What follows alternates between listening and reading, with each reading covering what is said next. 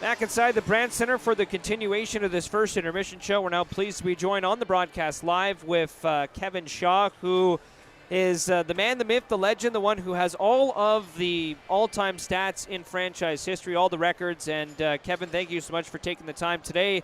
Of course, it's quite sad to only have, I guess, not Rob Vanstone in the press box these days. Of course, him moving on to the Saskatchewan Roughriders. I feel quite... I don't know. I feel quite sad these days. There's a void. There's a definite void over in the press box, but thanks for having me. Yeah, absolutely. And Kevin, obviously you and I worked on the Regina Pats record book, which is available at reginapats.com under the media category, in which you can click on the link and find the record book in which Kevin and I designed it this past summer, and we will continue to update and improve it over the course of this upcoming summer. But Kevin, obviously, this record book is pretty cool. There's lots of interesting stats and tidbits and everything from jersey numbers to games played to goals, assists, points.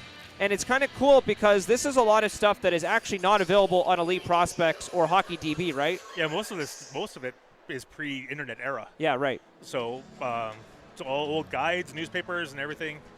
Spent a lot of time going through and compiling numbers, trades, everything. I've got all that stuff.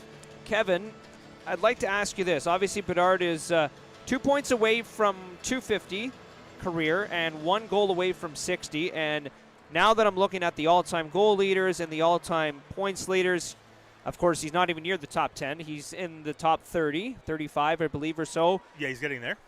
Did you think, when you were compiling all these stats, that anybody at his age would even come close to getting in the top 30? Absolutely not. Yeah. Never.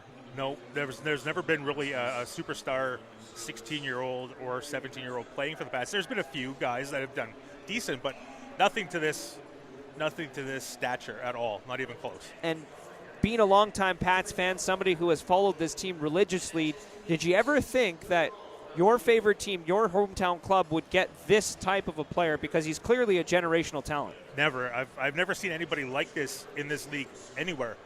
And I never ever thought he'd be a guy like that on the Pats. There was no way. You've watched a lot of WHL hockey. Is there anybody that comes close? I know you said you haven't seen anybody like this, but is there anybody that maybe is in the same stratosphere as him? WHL-wise? Yeah. Joe Sakic you would have seen? Joe Sakic. There's a few. Swift Current? Yeah, there's a few, but nothing to this. Like, as a 17-year-old doing this, no, there's nobody even close. So the last 17-year-old to be this dominant, I guess, was Nolan Patrick? He was. I don't think I really call him dominant, but he was good. Yeah, he was definitely good. But they're really the younger guys don't really get the push or the opportunity like Bedard. So it's different. It's unbelievable having someone like this. Usually players don't hit this mark until they're 18 or 19, or as a 20-year-old, like at the end of their career, not basically the beginning but the end, kind of, with Bedard. Yeah, you're definitely right about that. The last Western Hockey League player to go first overall was Ryan Nugent-Hopkins, 2011. Yeah, I believe so, yeah. So, of course, the reason why I bring it up is because he played for the Red Deer Rebels, and I was talking with Troy Gillard, who was actually the public address announcer back then. Now he's the voice of the Rebels, taking over Cam Moon, who's now in the NHL at the Edmonton Oilers. And I asked him about Nugent-Hopkins, and he turned around and said that maybe it would have benefited him to coming back and playing one more year of Major Junior, because clearly he had his ups and downs in the NHL at 18. Personally, and I'd like to get your opinion for this, I don't see this happening with this player, Connor Bedard. Honestly, I don't see it either. It all depends. Stranger things have happened. Stranger things have happened, definitely, like Gunther. But but yeah, that's for sure.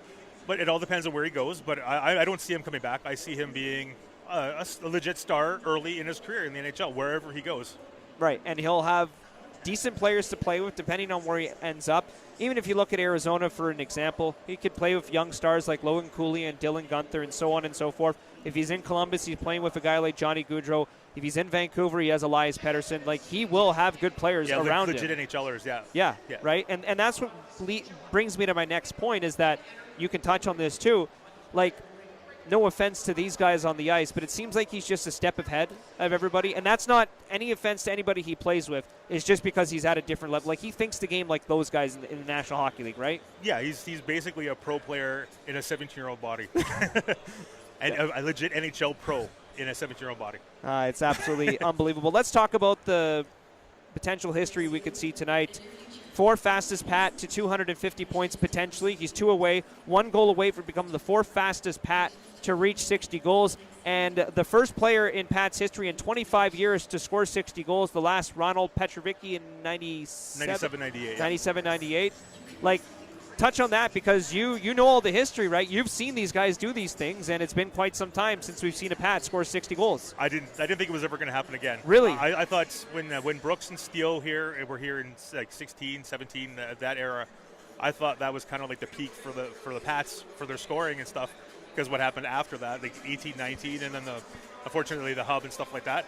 I never expected anybody to score 50 again. It just, the way the hockey's gone, it's unbelievable what he's doing. 60 goals, 60 soon, and it's unbelievable. But a U18 player has never done this, correct? In Pat's history? No, not in Pat's history, definitely So not. what did Durkach do in his draft year?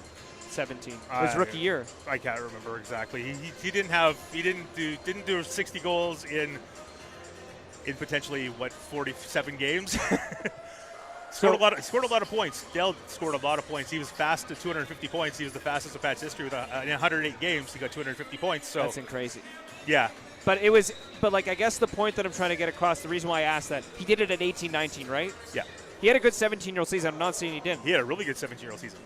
But he did what Connor's doing at 18-19, right? Yeah. Oh, yeah, for sure. It's a totally different era of hockey, too. Like, the team scored a ton of goals back then in compared to now. And obviously, for the sake of the people listening to this broadcast, not all of them might be familiar with guys like Fran Huck, for example. Yeah, he was pre-Western Hockey League. He played in the SJHL. He was a legit goal scorer. He scored a ton of goals when he played. So the other players to reach 60 goals in, I guess, the fastest Pat to score 60 goals, Fran Huck, in 63-64 of 38 games. He did it again in 43 games. And then Jock Callender scored in 46 games. Duck Wickenheiser scored in 47 games. But again, like, the crazy thing is this is all from 1960 to 1980. Yeah. We're in 2023. Yeah.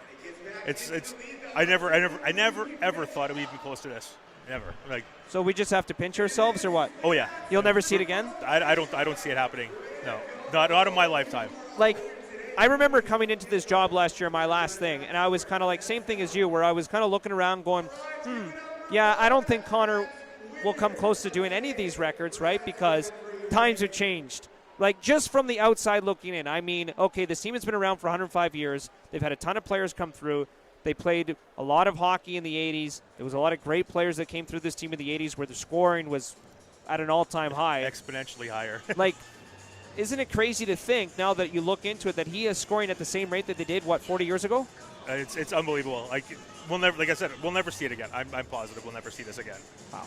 Like, after seeing him last year doing what he did as a 16, I didn't know how he was going to cap it off this year. He's blown my mind. What's your prediction for what he finishes with, Kevin, before we let you go? Is 70 available? I think 70 is a legit number. The max. I think about 70 would be probably the in his max. last game of the year? Probably near the end, yeah. But Will he do it like last year? Yeah, I think he could get 70 for sure.